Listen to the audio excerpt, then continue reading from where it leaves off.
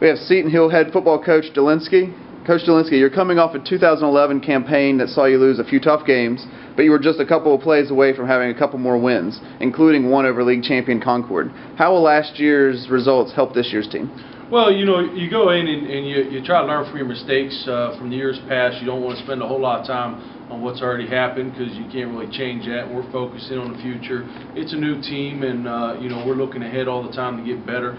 I agree. Last year we did have opportunity to win a few games that we came up short, a few different plays here or there. But that just shows what a fine line it is between winning and losing in this game, in this sport. And you know, but with that said, we're really not worried a whole lot about what happened last year, besides learning from our mistakes and not allowing the same mistakes to happen again.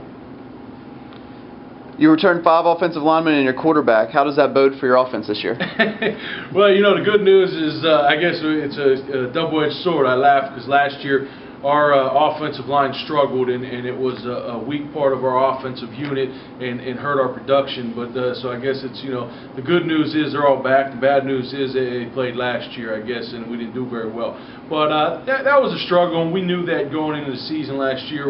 We had 2 true freshmen that started every game for us up front, in Zach Buffkin and Phil Roberts, and they're going to be outstanding offensive linemen. But anytime they're coming as true freshmen and playing against men that have, you know, 21, 22-year-old men that have been in college and in college athletics for a few years, you're going to struggle. We had Adam Ward, another true freshman, played quite a bit last year, and 2 redshirt sophomores that were moved over from the defensive line with Big Mitch Duvall and Cal Hullen. But our 2 seniors this year, Nate Carmen and Austin Recker, I think that unit is going to be much improved, and I'm excited about those guys having a whole season camp, winter workouts in the spring, and I think our offensive line will be much improved this season.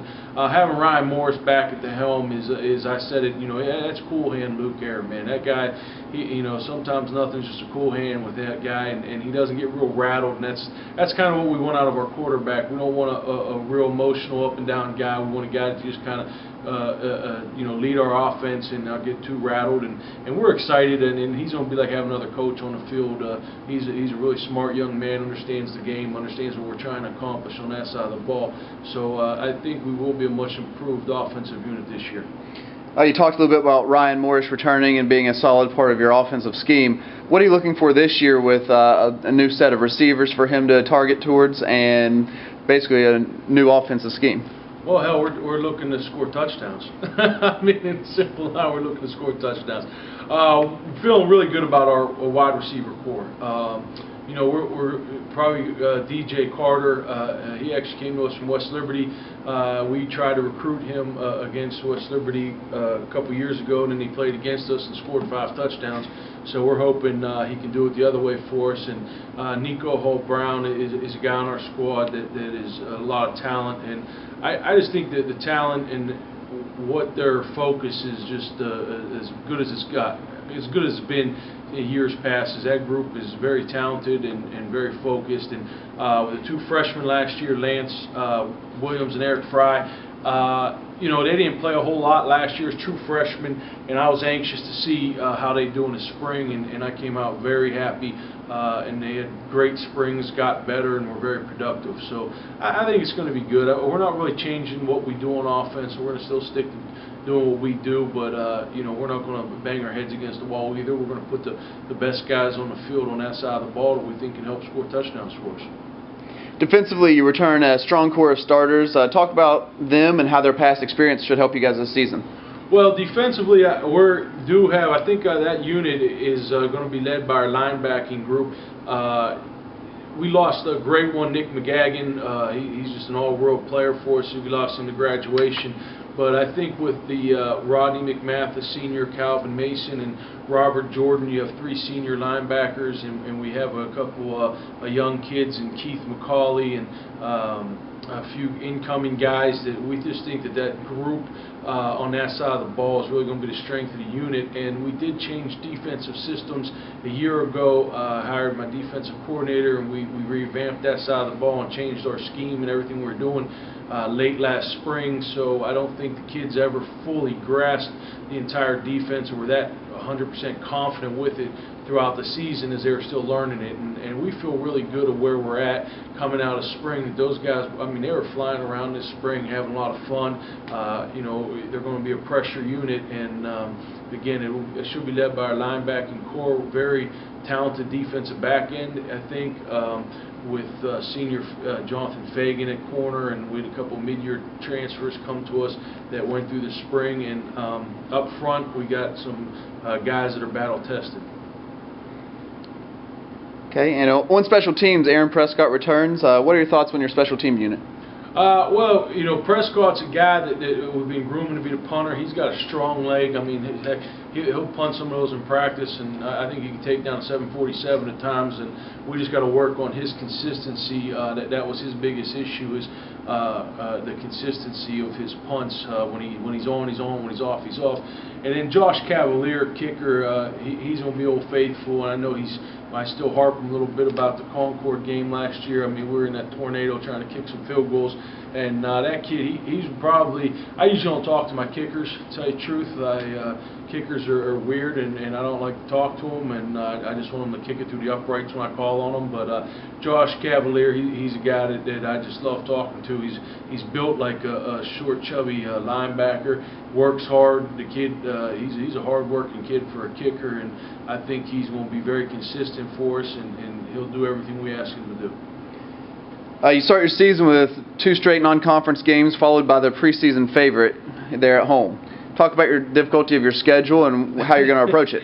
Well, you look at the schedule, and I think the whole thing's difficult. This conference is as good as it gets from top to bottom in our league, and you know, we're going to open up with Slippery Rock, who's a very good football team and well-established program up there, Dr. Mahalik. I have a great relationship with him, nothing but the utmost respect, and that'll be a really good challenge. Opening game there up there on a Thursday night, and then we go out to Urbana, take a little bit of a road trip, and those guys just have had our number every year. So and then it doesn't really get easier when you got Shepherd coming to town, and then we're at West Virginia Wesleyan, and then the list goes on from there. And the first 4 are tough, and then the next 4 are tough, and the last 2 aren't going to be easy. So I think it's a challenging schedule, but we're just going to take it one game at a time and you know, give it our best shot. A few years back, the Griffins had a 10-win season. You've got a lot of players with experience, but you're still fairly young. What will it take to get you back to that type of level? Well, we got to work on not being complacent. We have some very good talent in place on our team this year. Felt very good about the spring, but our guys just can't get complacent, and whether you're successful or not, you need to keep focusing on the task at hand. And I think in the past we've struggled with that. We've maybe won an early game, and then we thought, oh, the rest are going to be easy, and we take it on the chin. And other times when things got tough, we may have packed it a little bit too early. And this team's just a different chemistry. Coming out of spring, I feel really strong about the leadership on our team and what their focus and their direction is. And you know, again, we just success and not success in the past. It's in the past, and we can't change any outcomes. We just again try to learn from our mistakes and keep moving forward. And you know, I think we have an opportunity to be a lot more competitive this year. But again, it's not an easy conference to play in week and week out because of the level of coaches and the talent of the players. You better bring your A game every week. So we're excited to get back out and get to work, and we just go to work, keep our heads down, go to work every day, and stay focused, and good things will happen. Give us your thoughts on the rest of the league. The rest of the league? Well, you know, again, I praise this league and the opportunity I get. I don't think we receive the recognition or respect around the country as far as other Division II conferences. But when you look at the WVIAC, there's been years we probably should have had the opportunity to have 2 teams represent us in the playoffs, and for whatever formulas or selection committees didn't feel that way. And I just never, you know, from top to bottom, it's the parity, it's a very even league. And I think that shows with the preseason polls in the past. You know, you never know who's going to win the league. Really, it comes down to who's going to stay healthy, because there's not all. I feel like every coach I talk to has depth issues all the time, and so if you can stay healthy and you just get a couple good breaks, you have a chance to win the league. And on the flip side, a couple injuries and a couple wrong bounces of the ball, you can certainly go over. And unfortunately, we know what that feels like. But you go in, and like I said, we go and play every team, and we know we're going to get their best shot. And the challenge is the schemes. I mean, from pro-style offenses, the spread offenses, the 3-4 defenses, the 4-4s and 4-3s. It's just there's not a whole lot of similarity between programs as far as schemes, and you have to be on your A game on how you're going to attack a variety of defenses and how you're going to defend a variety of offenses. And again, the talent level, I mean, the players and the recruiting that the coaches do in this conference are second to none, to be able to go out and recruit the level of talent that we've had. So again, it's a challenging conference, and we're going to go out there and take one game at a time and give it our best shot. Okay, thanks a lot, Coach. Good luck this season.